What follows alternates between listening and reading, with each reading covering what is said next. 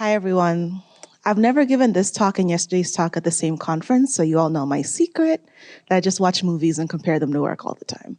But yeah, you might be wondering, why did you think RomComs would teach you about incident management? That's just because I want to talk about them, and that's what it is.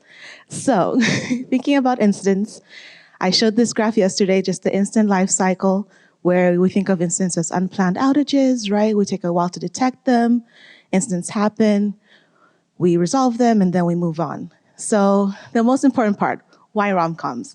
Well, I love rom-coms, and I've been really enjoying them recently. I've had a lot of decision fatigue and tiredness about everything, and rom-coms are perfect. The formula is known.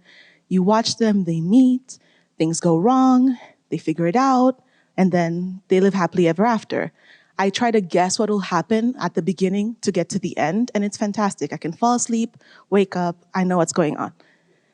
Lots of tropes. They're always running through airports. You might be like, you can't do this anymore.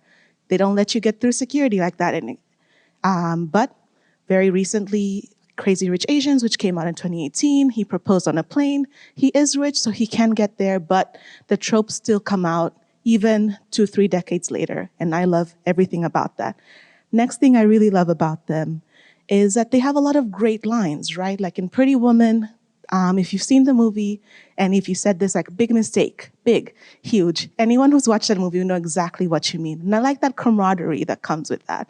Rom-coms are something I really enjoy doing and watching very passively. So taking a step back, might be thinking like, okay, incident management is for tech. Not really people, because those two things are very different, but actually a lot of the things that we learned about incident management came from firefighting, especially the incident command system. When we think of the idea of having one incident commander and people who only answer to one person and kind of splitting up those roles so everyone has an idea of what they're doing, that came from firefighting. So when I look at the map of how incidents go and how you get started, you work through the tension and the crisis, then conclude, that kind of matches up with the path of a rom-com. And I am stretching this analogy here, but that's okay, you're with me. So I will follow this along with doing a little case study with one of my favorite rom-coms by Katherine Heigl, the queen of 2000s rom-coms. This one's 27 Dresses. Anyone who's watched it? Okay, about half. I'll give you the insight. So the movie is about a woman who has been a bridesmaid 27 times, and she's never been the bride, whatever. And she meets a guy who wants to write an article about that. And he doesn't tell her that he's a journalist, but then starts just like talking to her, and they fall in love as they do. But the conflict comes out because he's writing about her and didn't tell her. So no one takes responsibility. You can tell from the get that this is going to be an issue, but you just kind of watch it and wait for it to happen. Also, they're clearly not communicating, but they get to the end, they get married, and you're like, okay, you resolved it, but where's the therapy session?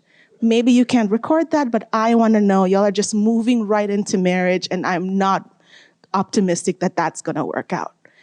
But a lot of those things are where incident management really succeeds. Like when I watch those, my SRE brain is really annoyed, but the rest of me is very relaxed. And balancing those two is just, you have two wolves in you, right? And that's what I deal with. And the things that we do in incident management to compare those is with incident command, we know exactly who will take responsibility.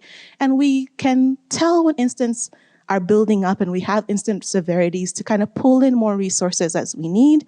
And then we have really clear ways of communicating with incident commanders, with IRC, Slack, Carrier Pigeon, whatever you're using. And we have very clear post-incident reviews, postmortems, to kind of get us through that. So in conclusion, I love rom-coms. I hope you do too. I will argue with you later about whether Deadpool is a rom-com or any other movie you want to talk about. Here are some of my favorites.